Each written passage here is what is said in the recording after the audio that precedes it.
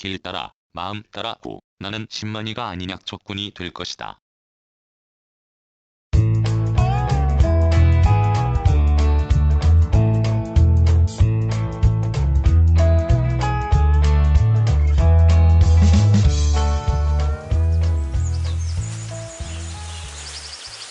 정오에 햇살 받으며 영월역 앞 31번 국도 4부 태백 방면으로 출발했다. 영월시를 벗어나 얼마 되지 않아 작년에 공사하던 길이 개통되었는데 자동차 전용 도로라 표기되어 있다. 급한 일이 없건만 새 도로가 궁금하여 무작정 진입했다.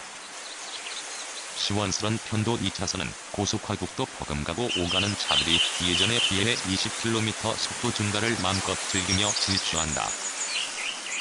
시속 60km와 80은 차이가 크다. 홀로 여행을 하는 나는 자동차 전용 도로나 그 이상 속도를 낼 수 있는 고속화국도를 이용하지 않는데 까닭은 여유있게 산천을 구경할 수 없고 뭔가에 쫓기는 기분이 들어서이다. 국도와 지방도를 쉬엄쉬엄 운전하며 차댈 곳 있으면 무작정 세워 산세를 둘러보고 움직이는 궁전 침실에서 약초 커피를 타서 먹는 여유를 가질 수 있는 것이 국도와 지방도 여행이다. 마치 자동차 경주하는 것 같은 느낌이 싫어 반송터널을 지나 연하폭포와 있는 계곡으로 빠져나가는 구길을 선택했다. 이 도로는 31, 38, 58번 국도가 합류했다.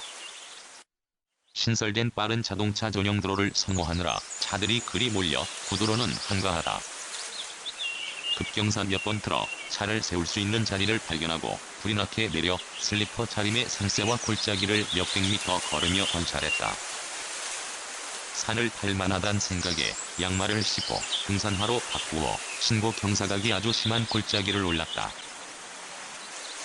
길에서 보기와 달리 몇 미터 오르자 온통 자갈과 바위로 된 돌산으로 발을 차치 실수하면 돌멩이가 아래로 굴러내린다. 이런 산은 오르는 것보다 내려가기가 힘들다. 그런 판단에 조심조심 등성까지 타고 올라 구도로와 만나는 곳으로 등성이를 타고 내려갔다. 등성에는 생각지 못한 어린 삭주싹이 보였고 궁금하여 횡질하였더니 덩이줄기가 겨우 강남콩 만하다. 시큰둥하게 산 내려가는데 진삼이 한 싹 보였다. 하나 보였다면 또 있다는 결론이다. 진삼은 한두 뿌리 달랑 떨어져 생장하는 식물이 아니다. 나무 사이에 앉은 자세로 꼼꼼히 살피니 여기저기 보인다. 보이는 대로 큰 것만 채취하고 거의 산자락까지 내려왔을 때였다. 산자락은 산등성과 달리 지표가 흙이 아닌 거에 있게 낀 돌이다. 돌틈 사이에도 진삼이 있었고 돌 밑에 드러난 흙은 검은 부식토였다. 이런 흙이라면 진삼보다 귀한 것도 서식할 수 있다는 생각이 들면서도 워낙 돌이 험하고 많아 그렇지 않을 수 있다는 판단도 아울러 했다. 진삼을 개흙을 털며 시선을 들었을 때 1m 앞에 굵은 낙엽송이 버티고 있고 그 앞에 삿간 나물에 가린 신비한 것이 보였다. 그것을 본 순간 말로 표현할 수 없는 묘한 느낌이 들었다. 아주 반가운 것도 아닌 그렇다고 애써 거부하는 것도 아닌 덤덤한 그런 생각과 느낌이었다. 어쨌거나 나를 놀라게 한 것은 그것은 산삼이었다. 사람의 손을 타지 않은 자연 상태의 것이었다. 끼고 있던 면장갑을 벗고 맨손으로 조심스럽게 주변 손질을 하고 산삼 줄기 부근에 박힌 날카로운 돌멩이를 드러내고 흙을 손질했다. 돌을 정리하고 난 흙은 산삼이 살 수 있는 흙이었고 채취하는 데 무리가 없었다. 산삼이 있는 곳은 흙이 좋아 맨손으로 실뿌리 하나 다치지 않게 채취할 수 있다. 캔 산삼을 만지면서도 생각은 그저 덤덤했다. 약초 산행을 염두에 둔 것도 아닌 길을 가다 우연히 골짜기가 마음에 들어 뭐가 있을까 오를 때는 힘들게 허탕치고 불과 길에서 5m 안팎 그것도 공사용 컨테이너가 있는 바로 뒤쪽 게다가 부근에는 등성의 철탑으로 오가는 산길이 있는 곳이다. 이런 곳에서 산삼을 깃다는 것이 믿기지 않지만 엄연한 사실이다. 작년 팔공산에서도 이와 비슷한 일이 있었다. 시간당 통행 차량이 수없이 많은 한티곡의 나물꾼들이 수시로 드나드는 바로 길 옆에서 먼지를 잔뜩 뒤집어 쓰고 게다가 콩알 같은 잎 하나가 혹처럼 달려 긴가민가 고민하게 했던 것을 캔 적이 있다. 무릇 약초는 우연성에 갠다는 내 확신이 오늘 또다시 입증되었다. 어찌되었건 산에서 채취할 수 있는 것 중 가장 값진 자원은 산삼이다. 어떤 때 나는 다음과 같이 생각한다.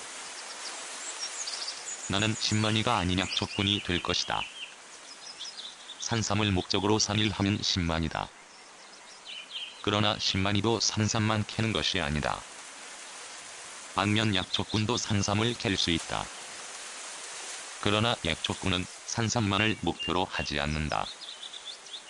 전 국민의 99.9% 이상 산삼을 캐지 못했을 것이다. 달리 말해 로또 복권 확률보다 더 어려운 것이라 할 수 있다. 보이면 캐도 산삼을 목표로 나는 약초 산행을 하지 않을 것이다. 앞으로 희귀약초를 캔다는 것은 일종의 불로소득이다. 약초 공부하고 산세 관찰하는 나름의 노력이 들어갔으니 불로소득이 아니라고 생각할 수 있으나 희귀와 희소성으로 값비싼 산삼을 캐서 고가에 파는 것이 불로소득이 아니고 무엇일까?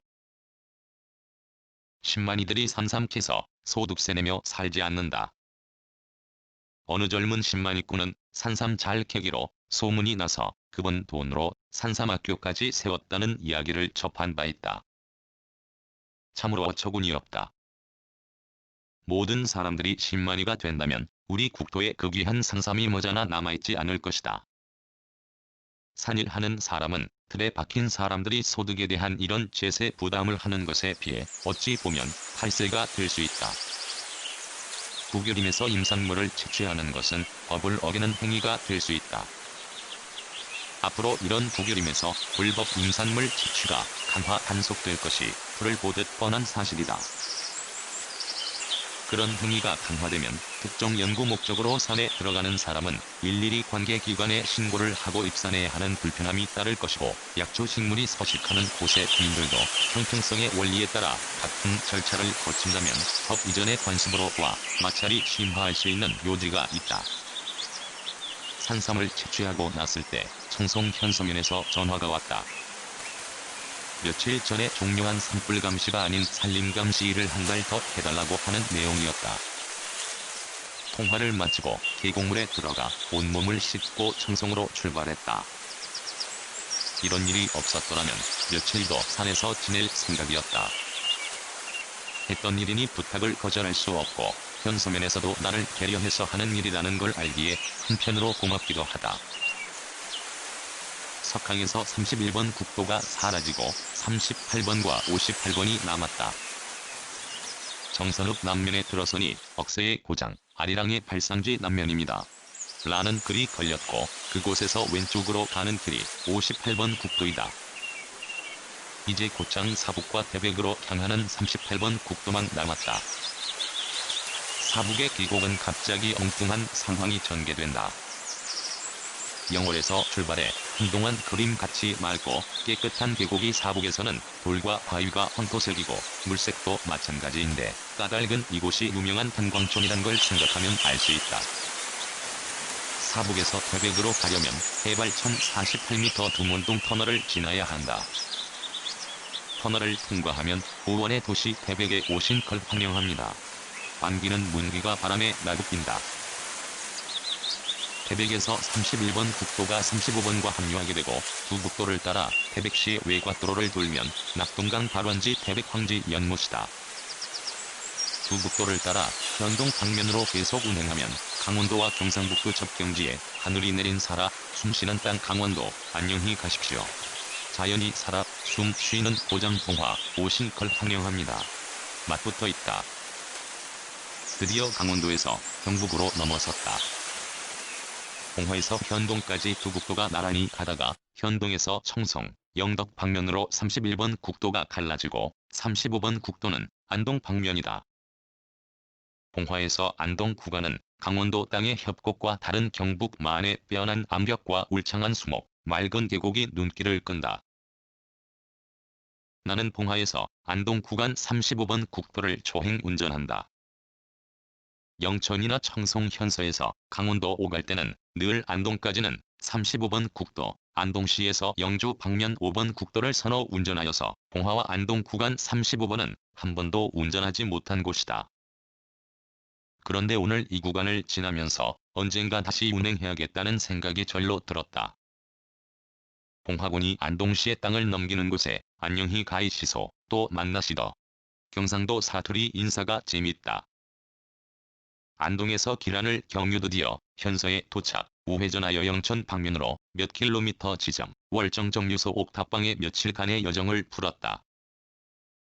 뜻밖의 일로 당긴 일정이 아쉽지만 며칠 세상 박세상, 대자연에서 가장 나다운 시간을 가졌다.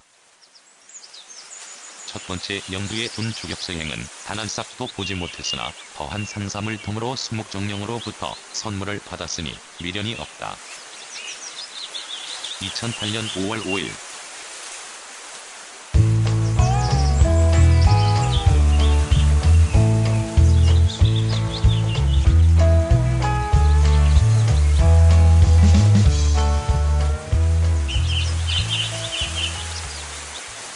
글, 모든 것으로부터 자유인 무학. 낭독, 글 읽어주는 강지식 들어주셔서 고맙습니다.